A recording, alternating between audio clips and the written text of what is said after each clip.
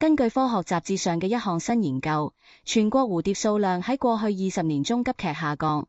研究涵蓋咗554種蝴蝶，統計咗1260萬隻蝴蝶，發現數量總體下降咗22%。研究團隊分析咗76957份調查報告，並同35個監測項目合作，以評估2000年至2020年間嘅蝴蝶種群趨勢。研究顯示，喺過去20年中，約有107種蝴蝶嘅數量下降咗超過50%。研究指出，全國各地嘅蝴蝶數量均有所減少，其中西南部受影響最為嚴重。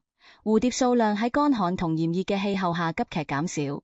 蝴蝶數量減少嘅原因係多方面嘅，包括氣溫上升、氣候變化、棲息地喪失同殺蟲劑嘅使用。研究人員表示，通過恢復棲息地，針對特定物種採取干預措施，以及減少殺蟲劑嘅使用，有可能增加蝴蝶嘅數量。如果唔採取行動，未來蝴蝶同蛾類嘅數量將繼續減少，可能影響鳥類嘅食物來源同植物嘅授粉，進一步影響到生態系統。天下衛視記者編輯報道。